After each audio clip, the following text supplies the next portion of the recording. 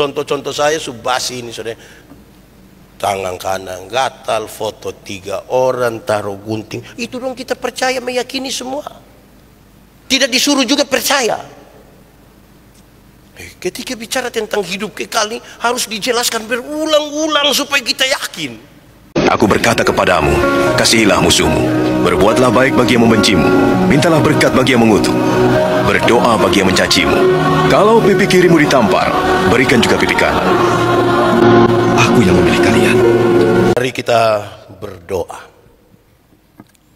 Ya Tuhan Allah, kami mohon kepadamu, kuatkanlah dan teguhkanlah iman kami. Di saat ini kami akan belajar dari firman Tuhan. Tolong kami Tuhan, supaya kami membaca dengan baik, merenungkan dengan baik, dan lebih dari itu oleh kekuatan Roh Kudus kami dimampukan menjadi pelaku-pelaku firman-Mu. Tuhan, jauhkan semua pencobaan, baik di dalam kami, baik di sekitar kami, supaya di dalam damai-Mu kami belajar firman Tuhan. Kami rindu pada firman-Mu. Berfirmanlah bagi kami Tuhan. Di dalam nama Yesus, firman yang hidup itu kami berdoa. Amin. Bapak Ibu, saudara-saudara yang dikasihi dalam Tuhan Yesus, di perayaan Minggu Sengsara yang pertama 2 Maret 2025, tema yang ditetapkan oleh Majelis Sinode Gemit adalah kasih Bapa dalam pengorbanan Anak Tunggal Allah. Pembacaannya terambil dari Injil Matius pasal 21 ayat 33 sampai ayat yang ke-46. Injil Matius 21 ayat 33 sampai 46. Untuk itu secemput jemaat Tuhan berdiri. Perumpamaan tentang penggarap kebun anggur. Dengarkanlah suatu perumpamaan yang lain. Adalah seorang tuan tanah membuka kebun anggur dan menanam pagar sekelilingnya. Ia menggali lubang tempat memeras anggur dan mendirikan menara jaga di dalam kebun itu. Kemudian ia menyewakan kebun itu kepada penggarap-penggarap, lalu berangkat ke negeri lain. Ketika hampir tiba musim petik, ia menyuruh hamba-hambanya kepada penggarap-penggarap itu untuk menerima hasil yang menjadi bagiannya. Tetapi penggarap-penggarap itu menangkap hamba-hambanya itu. Mereka memukul yang seorang, membunuh yang lain, dan melempari yang lain pula dengan batu. Kemudian Tuhan itu menyuruh pula hamba-hamba yang lain lebih banyak daripada yang semula, tetapi mereka pun diperlakukan sama seperti kawan-kawan mereka. Akhirnya ia menyuruh anaknya kepada mereka, katanya, anakku akan mereka segani. Tetapi ketika penggarap-penggarap itu melihat anaknya itu, mereka berkata seorang kepada yang lain, ia adalah ahli waris, mari kita bunuh dia supaya warisannya menjadi milik kita. Mereka menangkapnya dan melemparkannya keluar kebun anggur itu, lalu membunuhnya. Maka apabila tuan kebun anggur itu datang, apakah yang akan dilakukannya dengan penggarap-penggarap itu? Kata mereka kepadanya, ia akan membinasakan orang-orang jahat itu, dan kebun anggurnya akan disewakannya kepada penggarap-penggarap lain yang akan menyerahkan hasilnya kepadanya pada waktunya. Kata Yesus kepada mereka, belum pernahkah kamu baca dalam kitab suci, batu yang dibuang oleh tukang-tukang bangunan telah menjadi batu penjuru? Hal itu terjadi dari pihak Tuhan, suatu perbuatan ajaib di mata kita.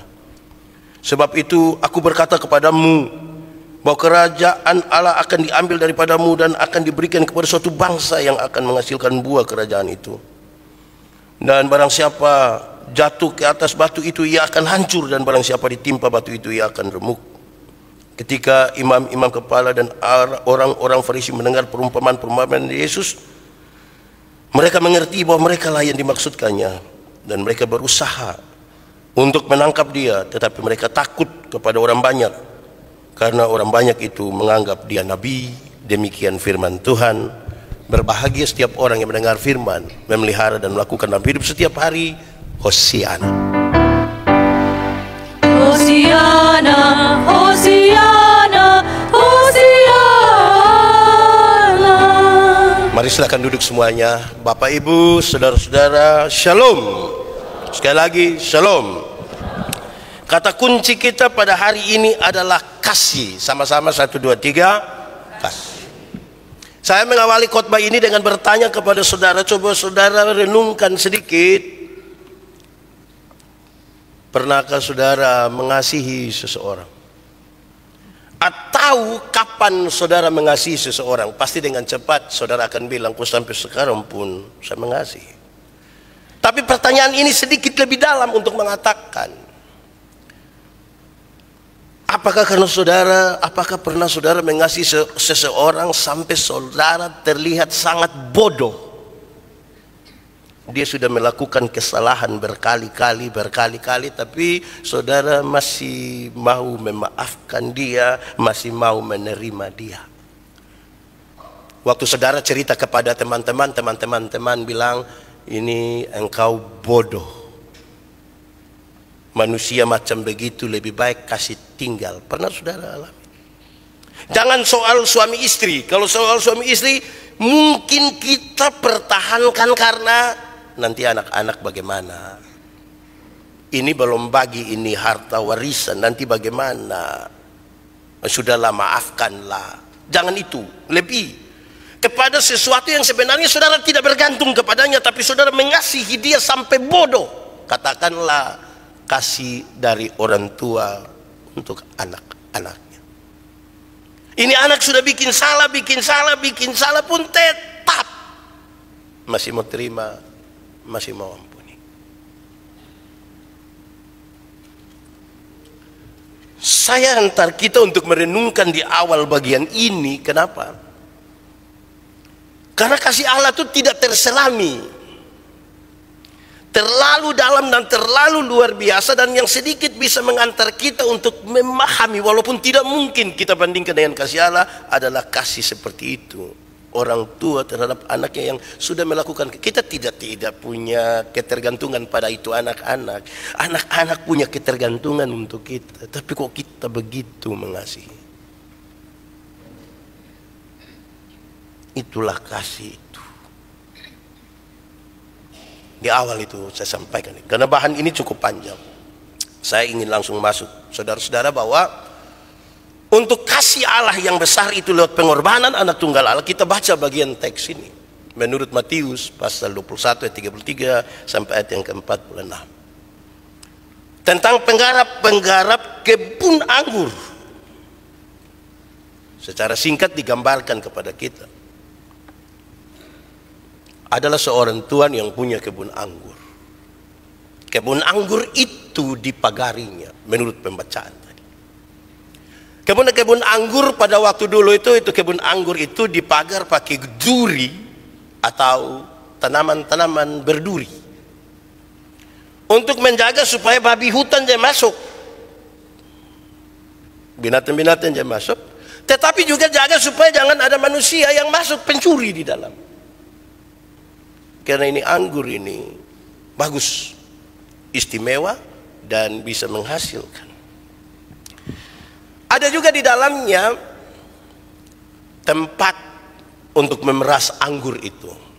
Pembacaan tadi kasih tahu dia menggali lubang. Biasanya lubang ada dua, satu agak lebih tinggi, satu di bawah. Dihubungkan dengan satu saluran kecil supaya yang diperas di sini dialirkan ke yang kecil atau yang agak di bawah. Disitulah disaring dan anggur ada di situ. Kadang-kadang tidak gali, mereka kasih naik batu bata sedikit. Ada juga menara. Dipakai menara itu sebagai tempat untuk mengawasi. Lengkaplah semua yang ada di dalam kebun anggur itu. Mulai dari tanamannya, anggur itu, pagar untuk mengamankan, dan menara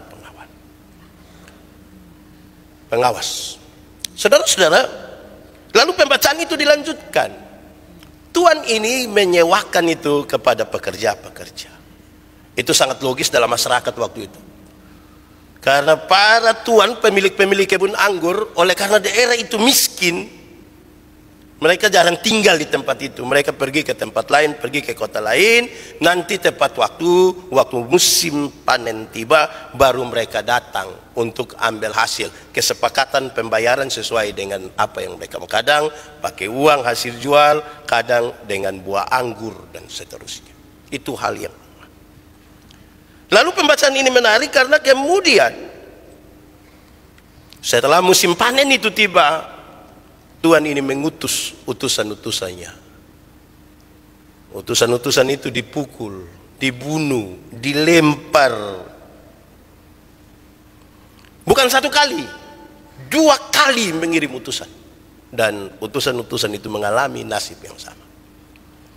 Setelah utusan-utusan itu tidak membawa hasil apa-apa karena dibunuh mati, dilempar, ditolak, maka Tuan kebun ini berpikir lebih baik saya kirim saya punya anak. Kalau saya punya anak yang pergi itu sama dengan saya pergi, pasti mereka segan. Tapi rupa-rupanya ada cara berpikir yang berbeda dari pemilik, dari penggarap-penggarap anggur itu. Mereka sepakat kalau ini yang datang ini adalah anaknya, apalagi anak tunggalnya, ini kan putra mahkota toh, nanti dia yang dapat. Sama saja. Kalau begitu lebih baik kita bunuh dia. Mereka menangkap dia, melemparkan dia keluar kebun itu dan membunuhnya.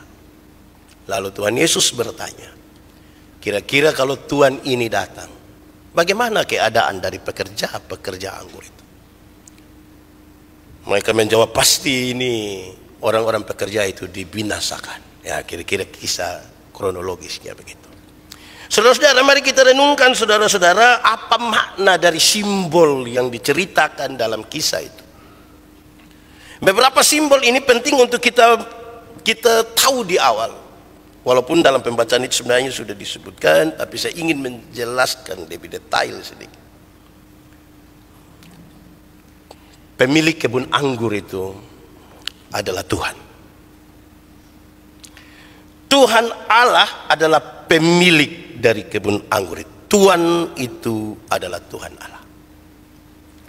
2. Kebun anggur itu adalah bangsa Israel, umat yang dipilih.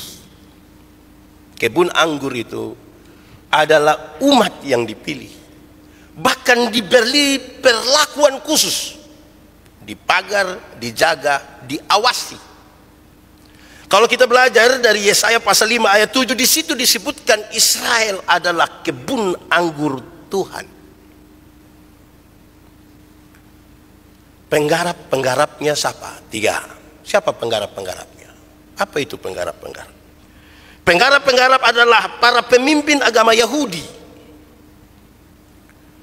Para pemimpin agama ini yang menerima tanggung jawab dari Tuhan untuk membawa kesejahteraan, untuk membawa dampak positif bagi umat Israel waktu itu. Karena dia umat pilihan, diberi kepercayaan kepada para pemimpin-pemimpin ini, terutama pemimpin agama, untuk membawa kesejahteraan bagi umat pilihan. Para utusan itu siapa? Sama-sama kita tahu para utusan itu berturut-turut adalah para nabi yang diutus oleh Tuhan Allah. Utusan yang datang gelombang pertama, utusan yang datang gelombang kedua adalah nabi-nabi yang Tuhan utus. Tapi bagaimana keadaan para nabi itu? Mereka ditolak, mereka dibunuh, dan mereka tidak dianggap. Lalu yang paling terakhir, datanglah anak dari pemilik kebun anggur itu. Anak ini adalah Tuhan Yesus. Tuhan Yesus datang sendiri, tetapi dia ditolak. Tetapi dia dibunuh. Dia ditolak, dia dibunuh. Oleh siapa ini? Oleh penggarap-penggarap itu. Atau dalam bahasa simbolik, yang penggarap-penggarap itu adalah para pemimpin agama yang Tuhan kasih kepercayaan untuk membawa sejahtera bagi bangsa itu. Mereka menolak dan membunuh Yesus. Kalau sejenak kita berhenti di bagian ini untuk merenungkan, ternyata yang tolak Yesus ini bukan orang yang tidak kenal agama. Orang yang kenal agama, mereka itu pemimpin-pemimpin agama. Kalau kita bicara dalam konteks hari ini, mereka mungkin pendeta-pendeta. Mereka mungkin penatua, diaken, pengajar yang menolak Yesus, bahkan membunuh. Yesus tidak dapat tempat. Di mana tempat itu adalah tempatnya. Saudara-saudara, lebih jauh sedikit mari kita renungkan makna dari perumpamaan itu. Tadi makna simbolnya. Sekarang makna perumpamaan itu apa yang ingin disampaikan kepada kita. Makna dari perumpamaan itu, saudara-saudara, kisah itu menyampaikan kepada kita 3 bagian yang serius. Tentang Allah, tentang manusia, dan tentang Yesus Kristus Tuhan. Tentang Tuhan Allah, tentang manusia, dan tentang Yesus Kristus Tuhan. Apa maknanya? Tentang Tuhan Allah. 1. Pembacaan tadi dalam perumpamaan itu menegaskan tentang Tuhan Allah yang berani sekali memberi kepercayaan kepada penggarap-penggarap itu. Tuhan Allah yang berani sekali memberi kepercayaan sesuatu miliknya kepada orang lain. Pekerjaan Tuhan itu kudus. Saya dengan hati-hati sekali mengucapkan kalimat berikut ini. Saya ulangi, dengan hati-hati saya ucapkan kalimat berikut ini. Pekerjaan Tuhan itu kudus, tapi Tuhan terlalu berani ambil resiko kasih pekerjaan itu pada manusia yang tidak kudus.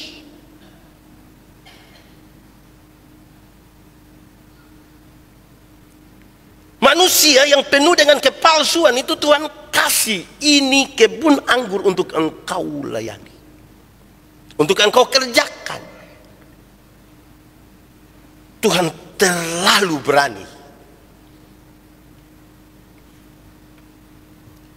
Tuhan terlalu berani memberi kepercayaan kepada manusia.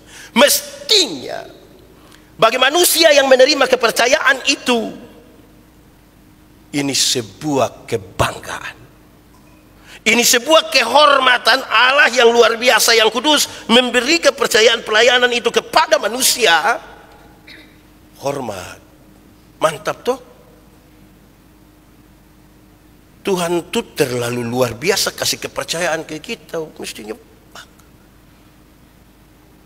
gubernur kasih pekerjaan, segitu senang. Tadi malam saya orang menyanyi sampai 1:30. Saya di samping tidak tidur itu. Tapi saya bikin khotbah. Saya bayangkan mestinya orang punya kebanggaan. Bayangkan kalau saya ketemu beberapa orang, kawan, kemana? Acara gubernur, kemana? Acara, pung inti lah. Bagus itu. Itu baru acara gubernur, wali kota. Ini Tuhan punya acara ini. Tapi ya itu Allah terlalu luar biasa memberi kepercayaan. Kita manusia ini mau kasih kepercayaan di orang itu kita bilang sabar kau lihat dulu. Biasa ini aci-aci dong, bapak-bapak dong, ini kalau mau tes orang itu dong sengaja kasih setengah duit di saku celana yang kotor. Kalau dia cuci kau dapat duit dia kasih, oh ini orang bisa dipercaya. Anda so eko, ada tanya begitu. Mantap itu. Tuhan kasih kepercayaan.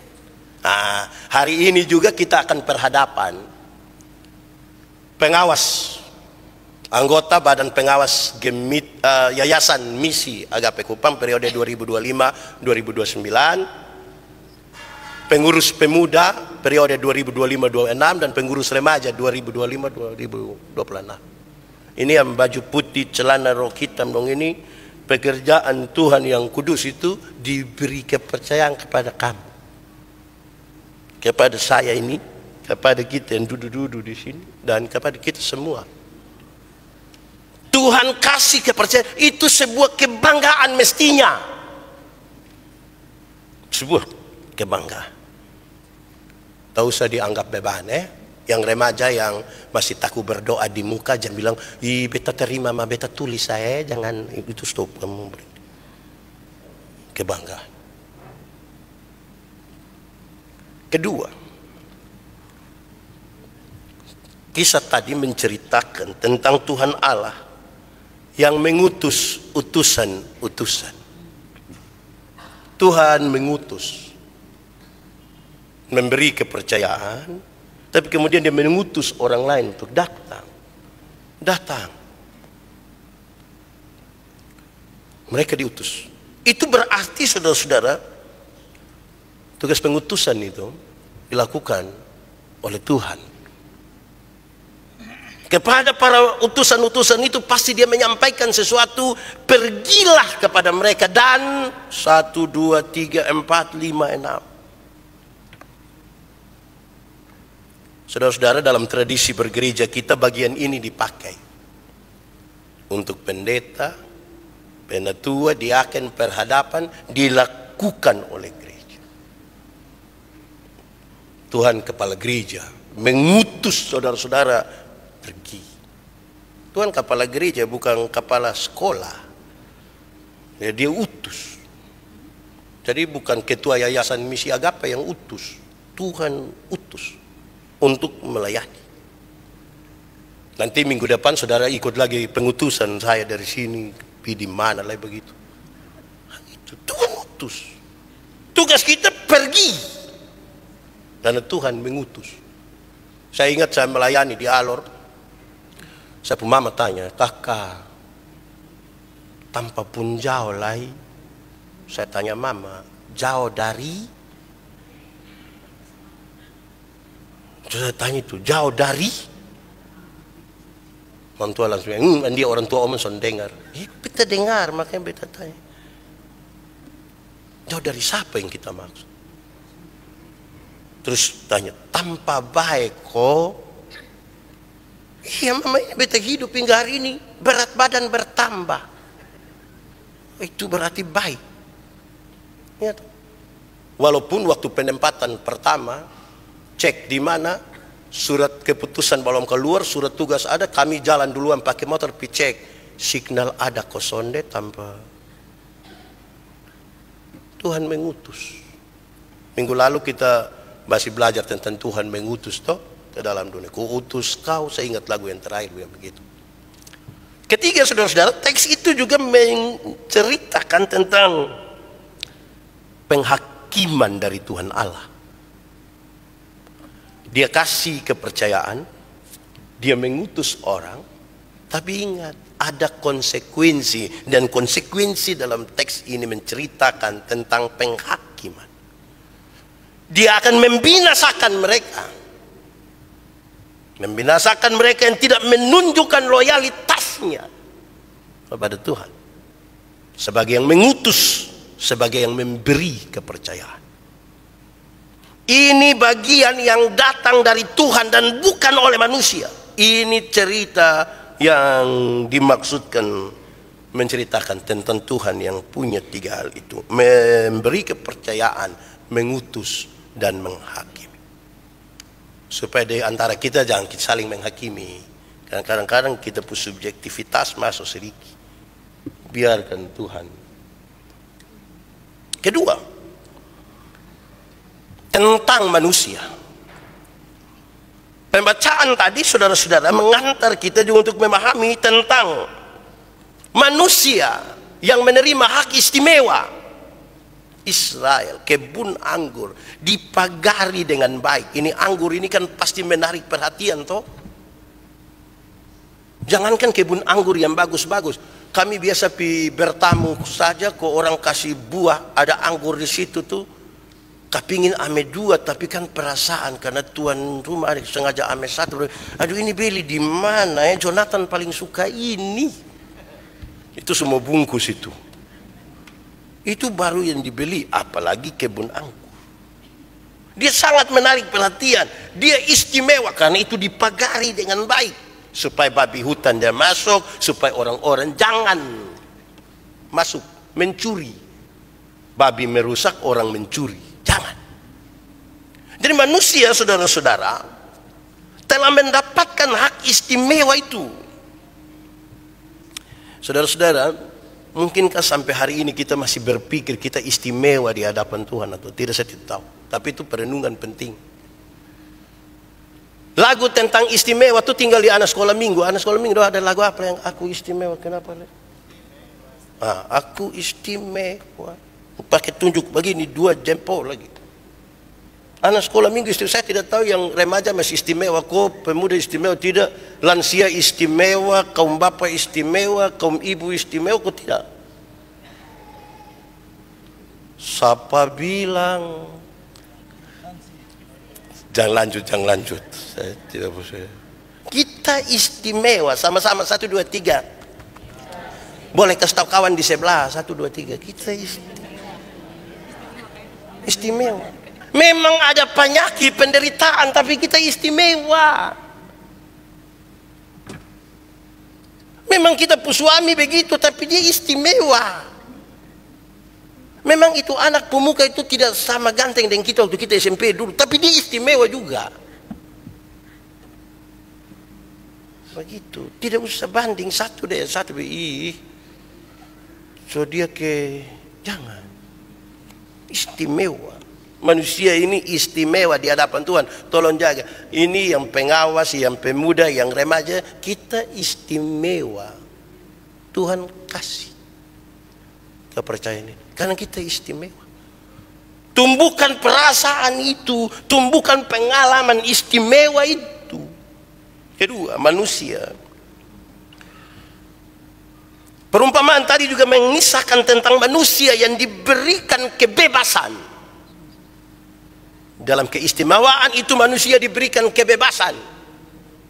Berkali-kali saya mengatakan, waktu Tuhan cipta habis ini alam semesta, dia kasih tahu Adam, ini dunia ini kuberikan kepadamu. Atau ini tidak boleh, yang ini boleh, bebas sudah di situ. Waktu Hawa mau petik itu buah, Tuhan Allah tahu, tapi dia tidak pukul apapun tangan. Kepada kita diberi kebebasan. Saudara bebas, diperhadapkan habis bebas. Nanti apa? Kok bekerja di gereja ini kan ini pelayanan bidang sosial. Siapa mau paksa siapa? Itu. Ini seperti anak-anak yang remaja, pemuda. Ada yang datang bawa motor sendiri? Ada? Motor itu walaupun belum lunas, tapi waktu orang tua beli kasih itu kan ban 22, atau mungkin siapa yang bilang kita beli kredit nah dong kasih satu, dong kasih tetap motor utuh toh, ada setir, ada ban, ada rem, ada apa lagi, ada kanal pot, spion, speedometer, semua ada. Terus kita bebas mau gas 120 silahkan, ban ada 2, keluar dari sini mau pakai 1 saja silahkan. Nanti kita telepon di mana? Rumah sakit.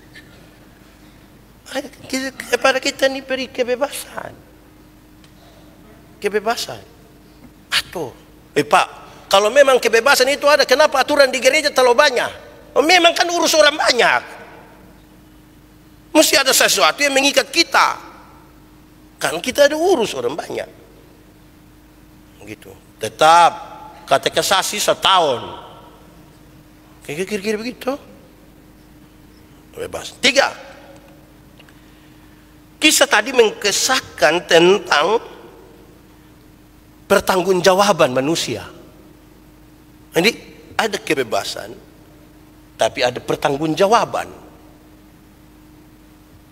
Dikasihlah untuk kebun anggur itu penggarap itu kerjakan, tapi ada pertanggungjawaban. Pertanggungjawaban itu kesepakatan.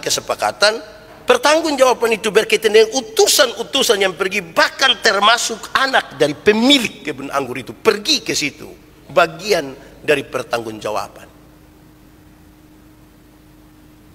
Saudara-saudara, saya kira itu menjadi serius. Di beberapa lembaga, kalau ada pemeriksaan, itu hampir-hampir orang tidak pulang kantor. Kita tanya, kenapa tidak pulang? Ada pemeriksaan. Kan pemeriksaan bagian dari pertanggungjawaban toh.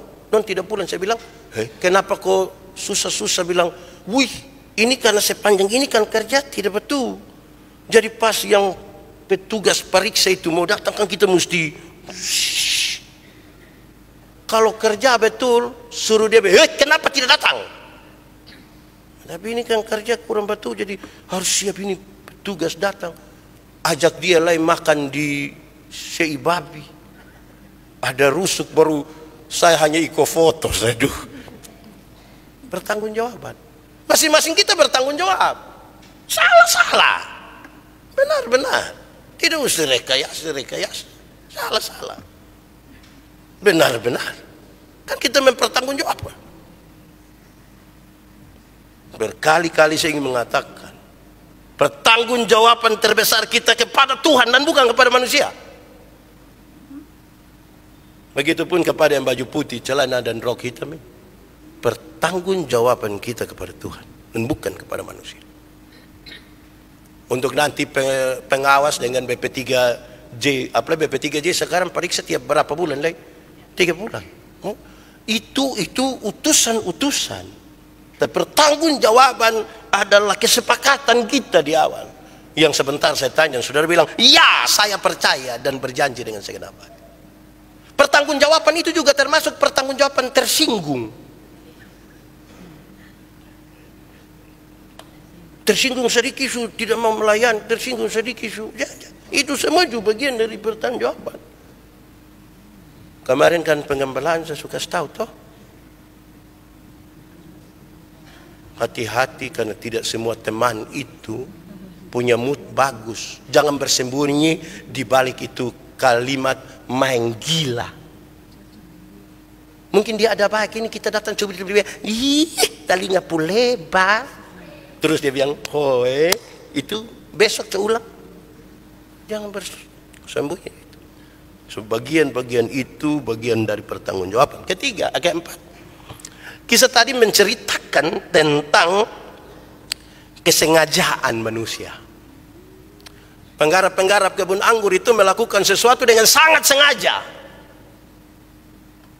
Mereka bukan kilaf, itu sengaja, melakukan dengan sengaja. Apalagi itu sengaja itu disepakati. Tentang anak yang datang dan bilang, dorang duduk sepakat baik-baik, ini pewaris, ini putra mahkota, lebih baik bunuh dia. Itu dilakukan dengan sengaja.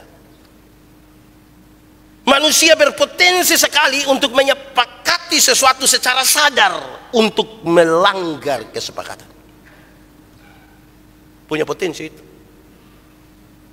Bayangkan ya, kalau tidak sengaja baru saya punya teman satu itu dia tiba-tiba mengeluh, marah, jengkel, tagal, dan dua tidur sama-sama, terus dia punya kawan bangun pukul dia sini. Dia kenapa pukul beta? Aduh beta tadi mimpi. Tiba-tiba yang tadi pukul itu kan aja. Dia kenapa pukul? Beta ju mimpi. Nah ini mulai sengaja. Ini mulai sengaja. Mungkin yang tadi itu dia tidak sengaja. Dia mau ke mana tuh dia kebetulan dia petinju, jadi dia pukul. Nah yang satu dia pukul ini karena mau balas dendam, sengaja. Jadi manusia itu berpotensi sengaja. Sengaja yang dimaksudkan di sini dua, satu sadar melakukan, yang kedua ya tipu-tipu. Itu sengaja, sadar. Saudara, memang kalau sesuatu dilakukan secara sengaja itu menjengkelkan. Pertalite jadi Pertamax menjengkelkan. Karena dia lakukan secara sengaja. Baru beta isi lagi beda 3.000. Wih. Itu baru menobe, belum menobe lain. Jengkel kok tidak? Saudara, sesuatu dilakukan dengan sengaja. Aduh, tidak enak. Nah, itu manusia punya potensi itu. Karena itu saudara-saudara, mari kita lihat itu kemanusiaan. Yang ketiga, ini khotbah panjang ini hari, saudara akan duduk lama. Apalagi minggu depan super ada. Saudara, tentang Yesus Kristus. Tentang Yesus Kristus. Kisah tadi juga bercerita tentang Tuhan Yesus. Satu, Kisah tadi menceritakan dengan jelas Yesus sebagai anak Allah. Yesus anak Allah. Tapi karena ini disiarkan langsung, itu ada di YouTube, ada di mana-mana, saya mau kasih tahu.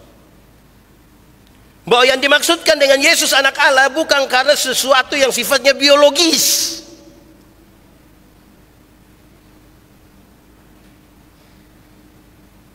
Kadang-kadang kita repot dengan orang tanya, kalau dia anak Allah, dia pun mama di mana? Dia pun mama sapi, pusing lah dia orang yang sudah tidak kenal Yesus lagi tanya yang aneh. Terus saudara jawab lagi. Ini bukan soal biologis. Dialah anak Allah. Nanti sebentar kita baca, kita juga dengar. Lalu kenapa dia ambil peran itu? Yesus anak Allah. Kedua, untuk apa itu dia anak Allah? Dia berkorban bagi manusia. Manusia jatuh dalam dosa dan sudah sangat jauh dari Tuhan. Allah berinisiatif untuk manusia datang kepada Tuhan Allah, tidak mungkin. Dan sekarang Allah berinisiatif datang kepada manusia untuk menyelamatkan manusia. Dan Allah yang datang menjadi manusia itu disebutkan dengan sebutan tadi, anak Allah. Tinggal di antara kita, diam di antara kita. Dia datang berkorban bagi manusia, menjadi juru selamat. Tetapi yang ketiga, saudara-saudara, tentang Yesus disebutkan dalam pembacaan tadi, bahwa Yesus, artinya Yesus digambarkan seperti batu yang dibuang oleh tukang-tukang bangunan, justru menjadi dasar dari gereja dan dasar dari keselamatan. Dasar keselamatan dan dasar berdirinya gereja Tuhan. Dan siapa melawan dia seperti membenturkan kepala kepada batu. Siapa melawan dia seperti membenturkan kepala di batu. Saudara pernah benturkan kepala di batu? Bangka toh pecah. Itulah tiga bagian yang menarik dari makna itu. Setelah kita memahami hal-hal itu, saudara, sekarang mari kita masuk untuk memberi jawab terhadap tema kita. Tema kita hari ini adalah kasih Bapa dalam pengorbanan anak tunggal Allah. Saudara, saya ajak kita merenungkan. Pertama, kasih itu apa? Kasih itu apa? Saya tidak bicara lagi definisi, karena saudara sudah hafal-hafal ini definisi sampai sudah bikin status. Saya tidak ngomong itu. Tapi kasih itu apa? Kapan kasih Allah itu ada? Nanti sampai kapan kasih itu selesai? Saudara-saudara,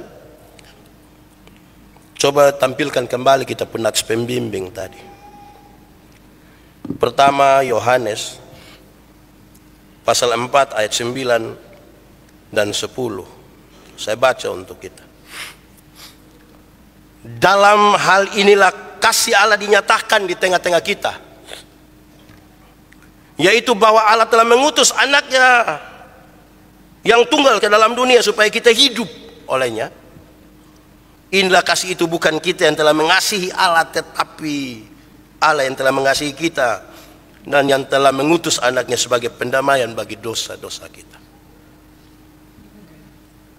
Saya mengajak untuk menerjemahkan kita berdasarkan apa yang dikerjakan dan kapan berkaitan dengan kasih itu.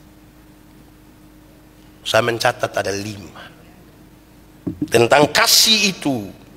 Pertama,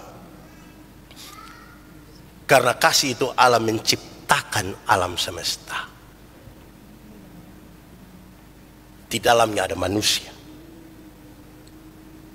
Dimulai semenjak dunia ini belum ada, kasih itu ada. Allah memikirkan sesuatu dan mengerjakannya dalam penciptaan. Kasih. Jadi kalau nanti ada yang bertanya, Tuhan, kapan Engkau mengasihi aku? Bahkan dari sebelum dunia dijadikan, kasih itu ada.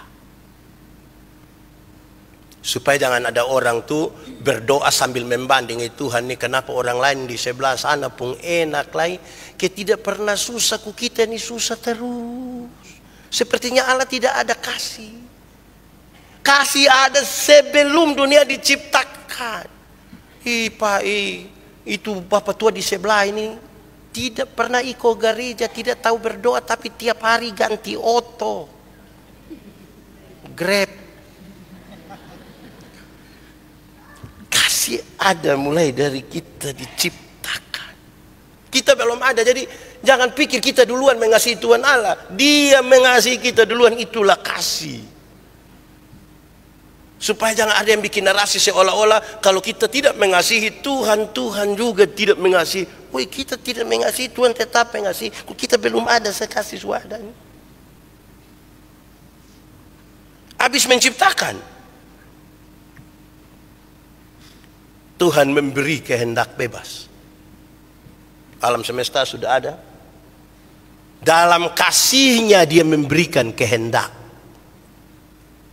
Tuhan Allah mana seperti kita? Seperti Allah itu. Menciptakan tapi memberi kuasa penuh, kehendak. Kita ini, kalau orang bertamu, saya paling banyak terima ini kalimat yang saya mau ucapkan ini. Pak Pendeta, selamat datang di rumah, anggap saya rumah sendiri. Tapi saya tidak bebas.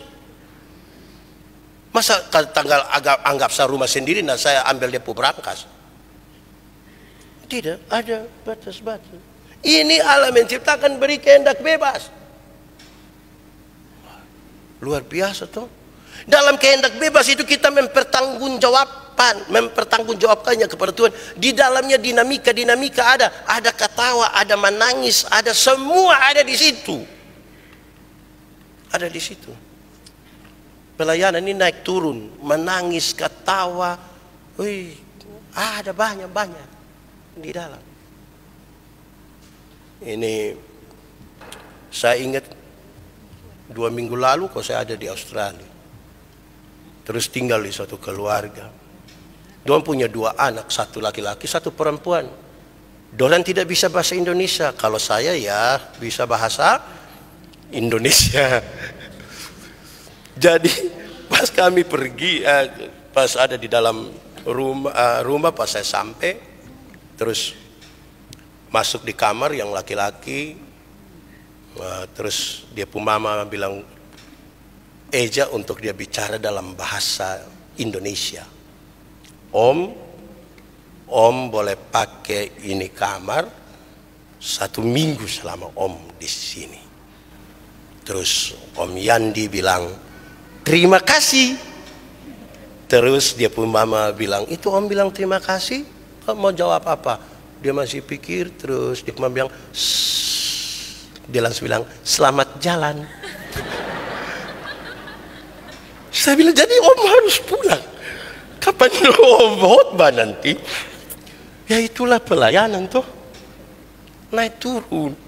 Walaupun terima kasih dibalas dengan selamat jalan, kan yang penting hati tulus. Begitu. Ya itulah pelayanan.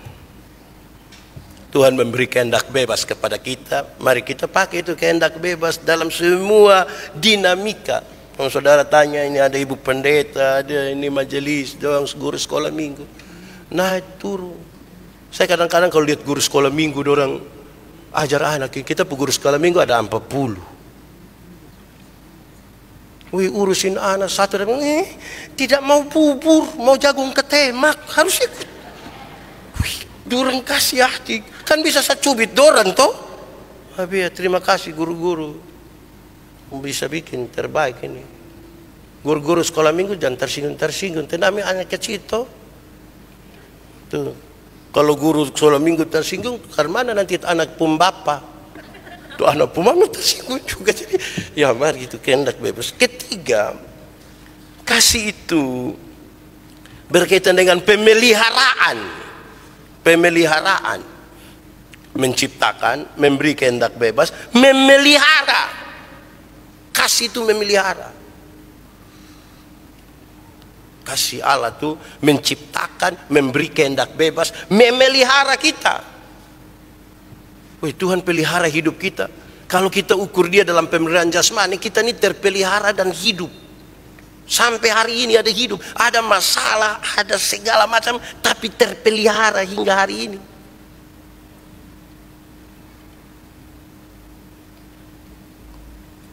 Kurang lebih 13 tahun lalu saya menjadi bagian dari gereja Agape. Dona masih kecil. Saya ajar dia babi, dia sebut babi, sapi, tikus, pas sampai ayam dia bilang manu, tidak apa-apa. Sekarang dia mau SMA, terpelihara juga, hidup. Sekaligus menggugurkan pernyataan kita seolah-olah kita punya hidup lebih susah, dan tiada ini kesusahan lagi yang lebih dari kita punya kesusahan. Allah memelihara kita. 2 hari lalu saya di Palangkaraya, datang seorang ibu yang mengalami kanker payudara, kanker serviks, kanker apa kok ada 3. Dia bercerita dengan saya dan minta saya doakan dia, dan saya hanya bilang, ibu, di awal saya mau kasih tahu ibu 2 hal sebelum kita berdoa dan saya menyampaikan sesuatu. Saya ingin sampaikan di ibu 2 hal. Pertama, semua orang pasti mati. Mau kanker, sehat, tetap mati. Sakit, celaka adalah jalan untuk itu kematian. Ibu nanti mati. Ibu mungkin sembuh, mati nanti juga. Saya juga akan mati.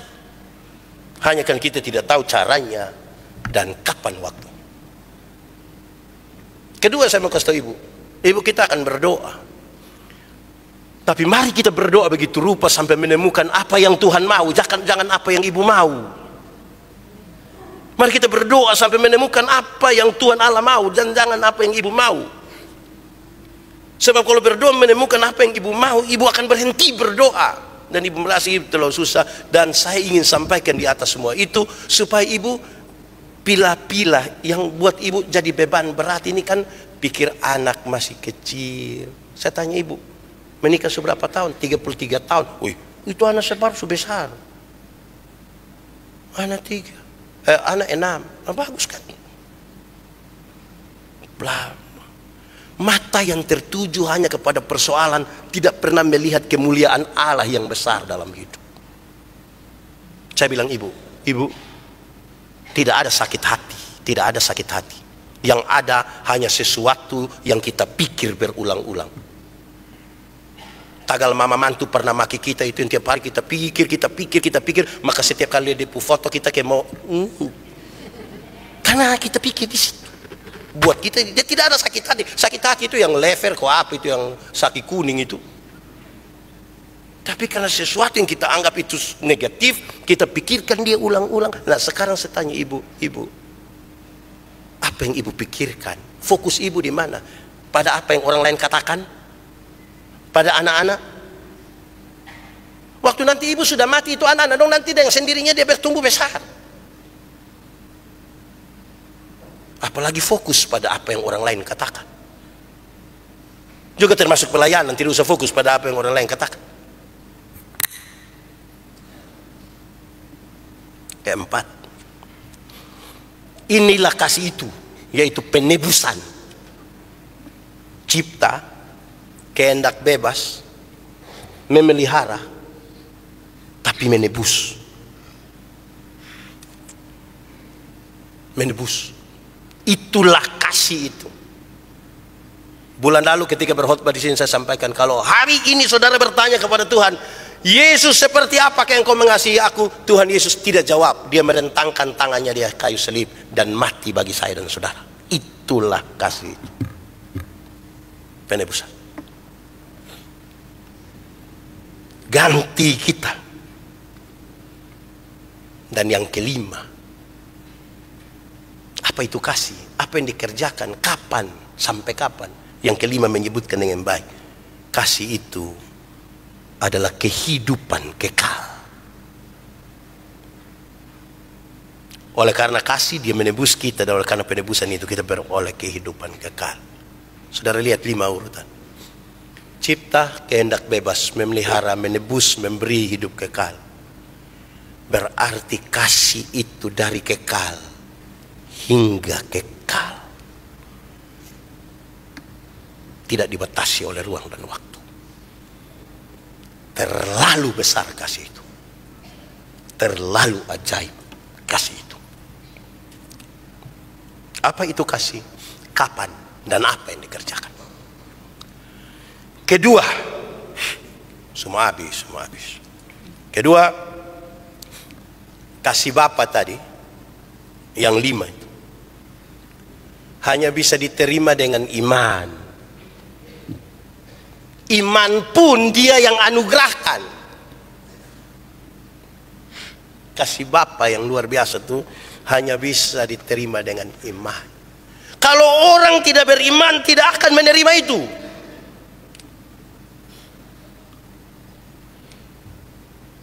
Nanti kalau dia tidak beriman, terus tanya, Pak, betulkah kita diciptakan dari tanah? Kalau seperti saya ini tanah apa? Tanah? Oh, tanah sengketa. Ya, kasih pertanyaan yang betul-betul itu punya dimensi iman toh. Dimensi iman. Dulu kami masih kuliah, ada teman bertanya kepada salah seorang pengajar kami, dosen, kalau kita percaya-percaya terus kita mati, tidak ada surga, bagaimana? Ini dosen hanya bilang begini, tugasmu percaya, titik. Kalau saudara terlalu ragukan nanti habis tidak ada surga, tidak usah percaya. Jadi ini barang hanya bisa diterima dengan iman. Ini barang tidak bisa diterima kalau tidak ada iman. Mesti pakai iman. Melampaui batas. Berusaha percaya sesuatu yang tidak dilihat.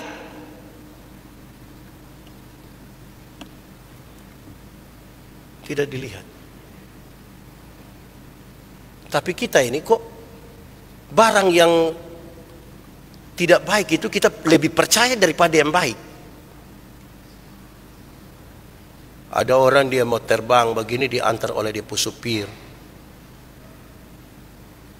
Terus, kau nanti atur rumah bye-bye. Pas saya mau datang saya telepon dan datang jemput. Iya Bapak. Terus dia tidak jalan. Terus ini orang bilang, kenapa kau tidak jalan? Bapak saya mau ngomong sesuatu. Kenapa?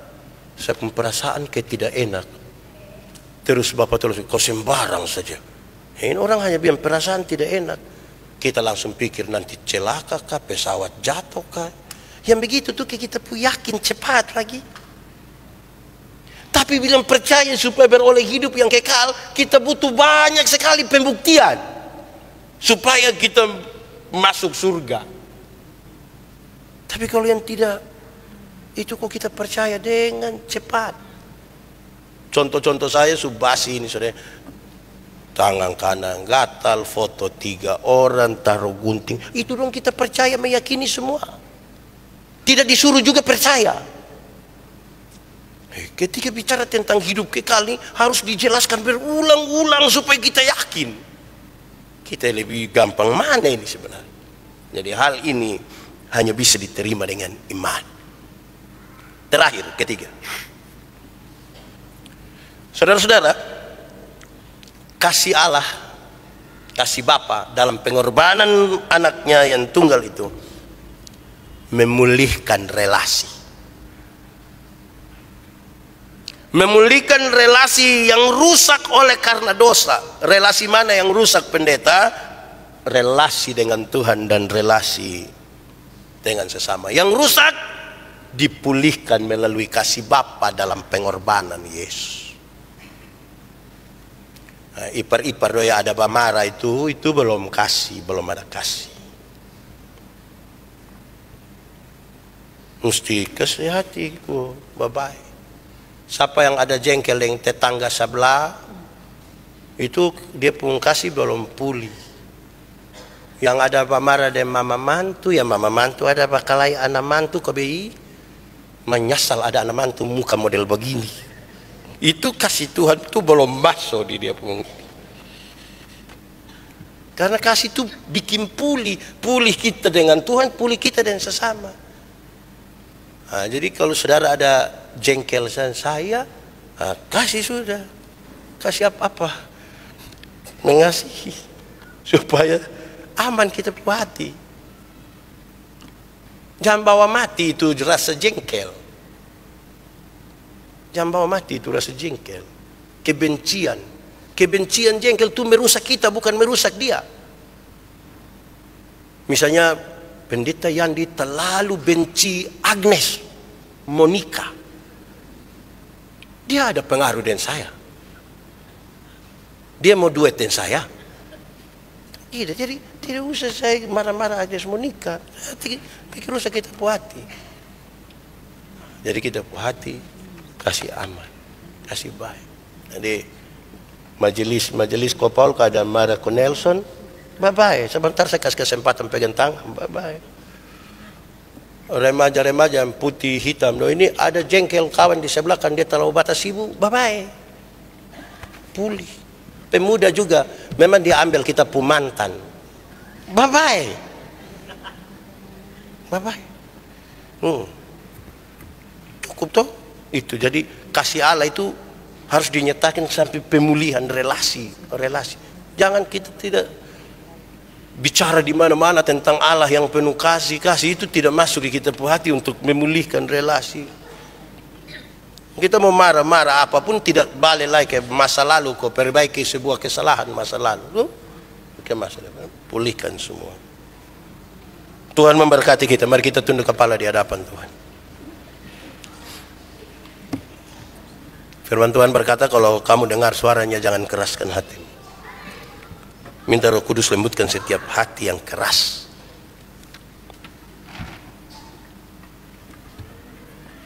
Tuhan terima kasih untuk firman. Kami mengerti betapa kasih-Mu besar bagi kami. Terima kasih banyak. Tolonglah kami supaya kasih itu memulihkan kami dengan Tuhan dan memulihkan kami dengan sesama. Biarlah kami hidup di dalam kasih itu. Tuhan telah menciptakan, memelihara, memberi kehendak bebas, menebus, dan menyiapkan kekekalan bagi kami. Terima kasih banyak. Biarlah firman-Mu jadi pelita bagi kaki kami dan terang bagi jalan kami. Amin.